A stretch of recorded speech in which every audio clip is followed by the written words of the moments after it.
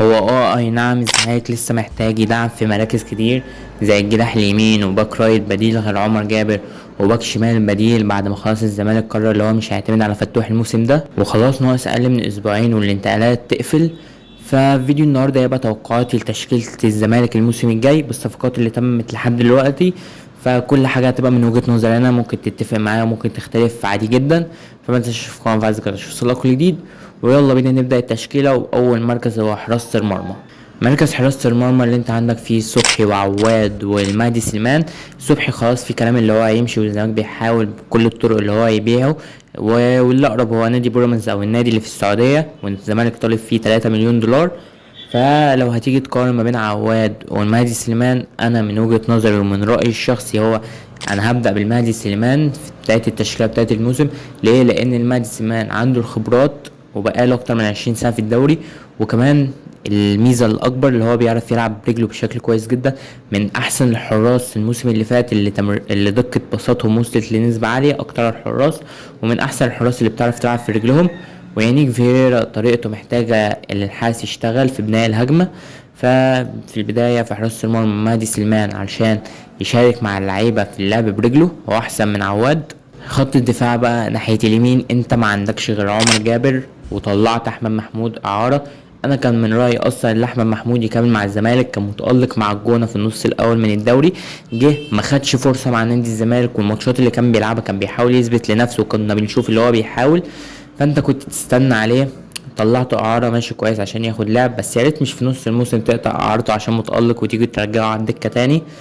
فانت ما عندكش غير عمر جابر، فهنضطر نبدا بعمر جابر اللي بقاله سنتين اخر موسمين ماشي بشكل كويس جدا وبيقدم مستويات عاليه جدا. وفعمر جابر ناحيه اليمين ناحيه الشمال افضل محترف جالك من بعد بن شرقي وفركاني ساسي ومن بعد اللعيبه دي هو محمود بنتايج. من احسن الباكات الشمال الموجوده في افريقيا في الوقت ده، بعد ما خلاص فتوح الزمالك انا على علاقه معاه، يعني في الاخبار اللي طالعه لعيب مهبل عقليته مش معاه. انا اصلا فتوح من نوعيه اللعيبه اللي انا مش بحبهم لسبب واحد بس، اللي هو لعيب مزاجنجي. اللي انا لو مزاجي حلو هقدم لك كوره، مزاجي وحش مش هقدم لك حاجه. واصلا هو موهبته لعبه ظلمه في مركز الباك ده، الموهبه اللي عنده وطريقه لعبه ما تلعبش في باك، انت تلعب في نص الملعب او جناح عشان انت ميولك كله للهجوم. ناحية الشمال بنتايج أفضل محترف عندك دلوقتي ومن أفضل الباكات اللي موجودة. والاتنين بقى اللي في قلبين دفاع بعد ما خلاص حسام عبد المجيد قرر اللي هو يكمل مع الزمالك وهيجدد عقده، فأنا حسام عبد المجيد أساسي. الناحية التانية أنا ضد اللي يقولوا رحيل صلاح مصدق. صلاح مصدق اللي جالك من أول ماتش أثبت نفسه اللي هو مدافع كويس قوي. ما هو كان ماتش الأهلي ولعب ماتش بيراميدز ولعب سيراميكا ولعب كل الماتشات الجامدة. هو بس ممكن نقطة الضعف اللي تبقى عنده بس هي في الكرات العالية، اللي هو بيطاطي او بيلعب رأسيات غلط. دي اكيد لازم المدرب يكون اتفرج عليه وبيعالجه في النقطة دي. فانا من وجهة نظري الونش ولا صلاح مصدق. الونش واخد صليبين ورا بعض، لسه بيبدأ يرجع مستواه، بدأ يرجعه في اخر ماتشات الموسم بس لسه محتاج ماتشات اكتر عشان يرجع الونش بتاع افريقيا 21. وصلاح مصدق مدافع جامد والله، يعني مدافع انا من وجهة نظري اللي هو مدافع جامد قوي وكويس قوي. هو بس نقطة الضعف اللي عنده في الكرات العالية، لو صلحها هيبقى مدافع جامد قوي. فانا شايف ان صلاح مصدق هو اللي يلعب جنب حسام عبد المجيد في حالة رحيل صلاح مصدق بقى. فالونش وجود محمد اسماعيل، الصراحه انا ما كنتش بتفرج على ماتشات زيت، ما شفتش محمد اسماعيل فمش عارف مدافع كويس ولا وحش. من الكلام اللي طلع عليه اللي هو مدافع كويس بس في الكرات الرأسية يعني مش كويس قوي. فانا عايز اللي انا عارفه الونش وحسام عبد المجيد. كده خط الدفاع بتاعنا عمر جابر بنتاج الونش حسام عبد المجيد. زي ما بدأت زي ما ختمت الموسم زي ما تبدأ الموسم. فهظن ان لحد دلوقتي في خط الدفاع وحراسة المرمى احنا متفقين سوا، احنا وجمهور الزمالك. ما اعتقدش اللي هيبقى فيه خلاف غير ممكن على نقطة صلاح مصدق اللي هو يكمل، ممكن دي اللي نختلف فيها. اما في نص الملعب في مركز 6 اللي انا متأكد اللي احنا مش هنختلف فيه، باقي المراكز ممكن نختلف بس في مركز 6 محمد شحاتة احسن لاعب في موسم الزمالك السنة اللي فاتت. لعيب راجل شجاع. هو ممكن بس اللي بيضايقني منه بس يعني دي حاجة شخصية اللي هو انا لا شخصية الجرينتا واللي هو اخش بخشومة دي حاجة جامدة قوي، بس الاكشن وبعد ما بيخش دي اللي بتضحكني شوية، فدي اللي ما بحبهاش فيه. بس عادي هو لعيب راجل وزملكاوي زملكاوي درجة تانية، وبص زملكاوي قوي. فمحمد شحاتة لعيب مقاتل، لعيب متواضع، لعيب عايز بيقاتل عشان الزمالك، بيقاتل عشان الفانيلا. فمحمد شحاتة في مركز 6. وممكن لو صفقة حمد حمدان تمت قبل ما موسم الانتقالات يخلص، فحمد حمدان يلعب وجنبه محمد شحاتة، تبقى ثنائية جامدة جدا. في مركز 8 انا شايف يعني انا شايف ان يوسف فاروق جعفر يقدر يلعب مستريح كاساسي، بس في حالة واحدة بس، لو اهتم البدني. هو غير كده تمام في كل حاجة في الفني ما عدا البدني، بس هو اللي معطله عن اللي هو يبدأ في تشكيلة الزمالك الأساسي. لو اشتغل على نفسه هيبقى كويس جدا. ففي مركز 8 أحمد ربيع، صفقة الزمالك اللي تمت.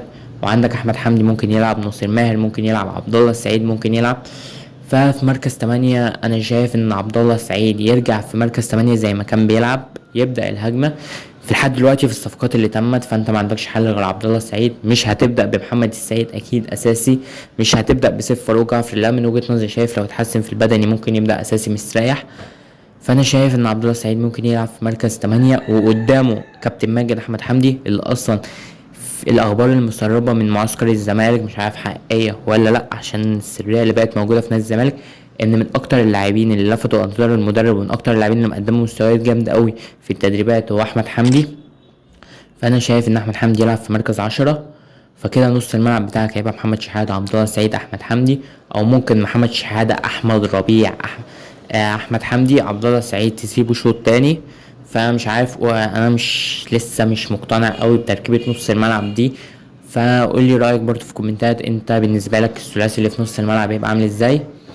ناحية اليمين بقى لحد دلوقتي لسه مفيش صفقة اتحسمت بنسبة 100% ناحية اليمين. حتى حازم أسامة الشاب اللي مقدم مستويات جامدة أوي في التمرينات طلع إعارة لفاركو. مهاب ياسر بعته للداخلية أو مش عارف حرس الحدود. محمد عاطف طلع إعارة لطلائع الجيش.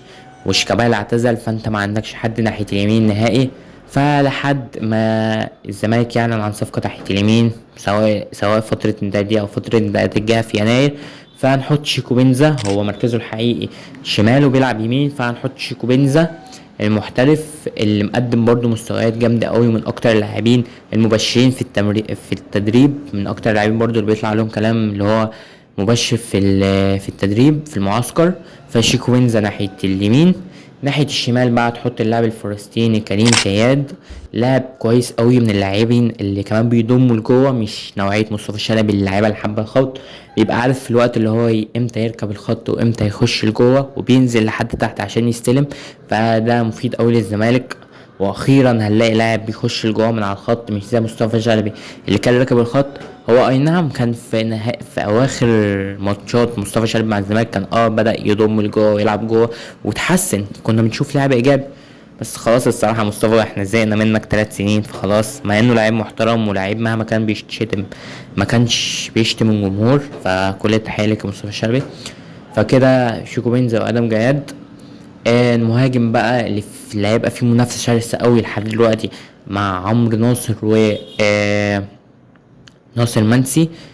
اللي انا شايف ان ناصر منسي في التمرينات خس قوي، بقى يهتم بالبدني بنسبة كبيرة، وهيبقى في منافسة ما بينه هو عمرو ناصر. بس انا شايف ان عمرو ناصر من اللعيبه اللي هي بتتطور، من اللعيبه المفيده، من افضل المهاجمين اللي كانوا في مصر السنه اللي فاتت. فانا شايف ان انا عايز ابدا بعمرو ناصر في الموسم. ف وناصر منسي تخليه شوط تاني ينزل هو احمد شريف بقى. ناصر ماهر احنا نسينا ناصر ماهر صحيح، بس انا مش عايز احطه في نص الملعب مع انه برضو من اللاعبين اللي بيطلع عليهم كلام اللي هو مبشر في التمرين. فبرضو زي ما عملنا مع فيديو الاهلي عملنا تشكيله تانية مع تغيير المراكز عشان نبقى متفقين اكتر، فهنعمل دلوقتي تشكيله تانية. ففي حراسه المرمى الناس اللي ما وافقتش بالمهدي سليمان هنضطر نحط عواد. لو صبحي ما اتباعش انا هحط في التشكيله التانية محمد صبحي. خط دفاع ما عندكش حل تاني غير عمر جابر وبنتايج، مفيش حلول تانية لحد دلوقتي لحد اللحظة دي.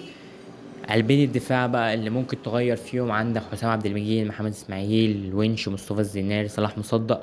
فانا شايف لو حسام عبد المجيد ومحمد اسماعيل ممكن نلعب بالتركيبة دي نجربها. في نص الملعب مش شايف اختلاف عن محمد شحاتة، متفقين مع بعض.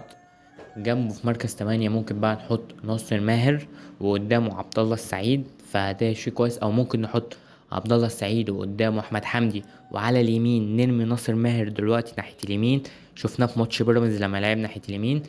فنشوف هيأدي عامل ازاي لحد ما الزمالك يعلن عن صفقة ناحية اليمين، او ممكن اللاعب المغربي عبد الحميد معالي، بس ده لاعب لسه صغير لسه محتاج ماتشات عشان يخش قوي. ففي الحالتين يعني ناحية اليمين ممكن تبقى ناصر ماهر او عبد الحميد معالي، ناحية الشمال تبقى الشيكو بنزا خلاص حجز مكانه، والمهاجم ناصر منسي. او ممكن كمان نلعب ناحية اليمين احمد شريف اللاعب فاركو، بيلعب ناحية على الجناح، بس اعتقد اللي هو بيلعب جناح شمال اكتر، هو بيلعب جناح يمين بس بيلعب جناح شمال كمان، فممكن نجربه كمان في جناح اليمين لحد ما نشوف جون ادوارد هيجيب مين في الجناح اليمين. وبرضو انا ضد اللي بيعترضوا على جون ادوارد. انا عايزك تعرف برضو ان الزمالك مفهوش فلوس، وان الاداره اول ما جت دفعت فلوس كتير قوي من الغرامات اللي موجوده. وبرضو النادي الزمالك مفهوش فريق الكوره بس، في العاب تانية زي السله والطايره واليد اللي لازم تدعم فيهم بقوه بعد الموسم الكارثي بتاع السنه اللي فاتت، خسرت كل البطولات، فلازم تدفع فيهم برضو وتدعم فيهم. وفي نفس الوقت مفيش فلوس في نادي الزمالك اللي هي تجيب صفقات البوم. فلحد دلوقتي جون ادوارد ماشي ب... بشكل كويس قوي، اللي هو جاب كل الصفقات دي ولاعيبه مميزه قوي. وفي نفس الوقت ممدوح عباس اللي كان واعد بصفقتين سوبر للزمالك، انما انا حاسس في الاخر اللي هيطلع يقول ممدوح عباس شارك في صفقه من اللي تمت دول، اللي هيقولك شيكو بنزا وكريم كيادي ده، فيقولك انا شاركت فيهم. فبرضو عايزين برضو نستحمل اللي النادي مفهوش فلوس. انت لازم تبقى قبل ما تجيب لاعب تبقى موفر للاعيبه اللي بتلعب في التشكيله مستحقاتها كلها، تبقى كذا شهر، تبقى انت متاكد ان انت هتدفعها لها كذا شهر، ما تتاخرش عشان كل ما اللاعب تاخد فلوسك كل ما تأدي اكتر في الملعب. وبرضو ما تجيبش لعيبه كسر، انت تجيب لعيب زي الفرنسي الصفقه اللي تمت هنشوف هتوصل لايه، قصتها هتنتهي لايه. فبرضو في النهاية قولي برضو انت اتفقت معايا في التشكيلة الأولى ولا التانية، ومين برضو اللاعب اللي انت كان نفسك تحطه في التشكيلة الأساسية اللي انت اختلفت معايا فيه. فاحنا هو نشوف نهاية سوق الانتقالات الزمالك هيعمل ايه في النهاية. فما تنساش تشوف قناة، عايز توصل لك كل جديد، والسلام.